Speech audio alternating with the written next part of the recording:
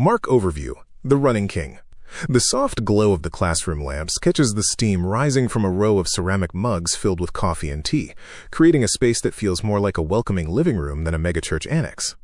A basket of homemade blueberry muffins sits on the center table, passed around as the last few side conversations fade among the 20 or so new converts who have gathered for this Tuesday evening discipleship class. Thomas leaves his notes on the front podium, walking back to sit directly among the group with his Bible resting open on his knee. Welcome back, everyone.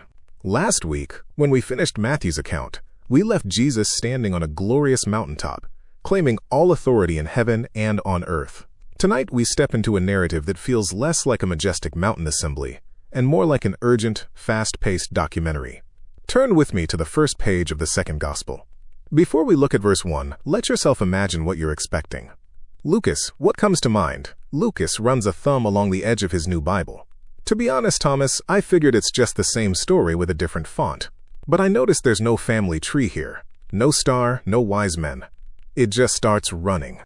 You've caught the exact rhythm of this writer, Thomas says, nodding. He doesn't ease you into the pool. He throws you directly into the deep end. This book is short, raw, and moving at a breakneck speed. Robert, help us see the face behind the pen here.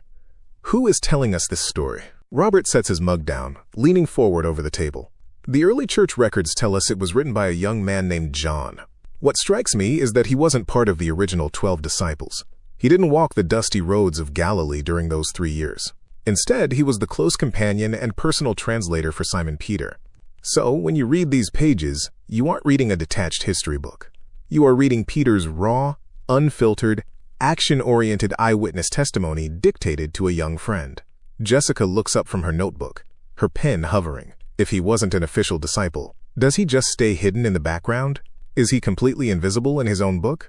Hannah catches Jessica's eye from across the table, a knowing smile playing on her lips. There is actually one tiny, fascinating clue. Later in chapter 14, when the temple guards arrest Jesus in the dark of Gethsemane, everyone scatters in a panic. The text suddenly tracks this one unnamed young man who is wrapped in nothing but a linen sheet. The guards grab him by the fabric and he panics, stripping out of the sheet and sprinting away naked into the night. Most scholars smile when they read that, because it's such a specific, slightly embarrassing memory.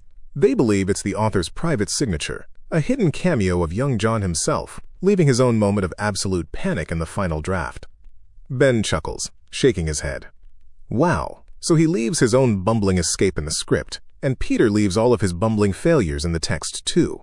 That makes it feel incredibly real. Exactly, Ben, David says, his voice calm and steady. It's an unvarnished account. Because it's Peter's memory, everything happens immediately. In fact, you're going to see that specific word, euthes in the original language, pop up over and over. Jesus is baptized, and immediately he is driven into the desert. He comes out, and at once he calls the fishermen. He enters the synagogue, and immediately confronts unclean spirits. The first half of this book is an absolute blitz of miracles, power, and geographic movement. Jessica traces a line down the page. Wait, you both keep calling the author John. But the text above the first chapter in my Bible says according to a different name. Why is that? Robert smiles, picking up his mug. Ah, the mystery of first-century dual citizenship. His mother had a prominent home in Jerusalem where the early church met, and depending on who he was traveling with, whether it was Barnabas, Paul, or Peter, people used the name that fit the room. Sarah nods, reaching over to turn a page in her Bible to bring the focus back to the pacing. While Jesus is performing these incredible miracles, he keeps doing something strange. He commands the demons, the healed lepers, and even his own disciples to keep his identity a strict secret. He strictly orders them, don't tell anyone. You see, the crowds were looking for a political conqueror, a military hero to crush the Roman occupation. Jesus deliberately dampens the political hype because he refuses to be the kind of king they want.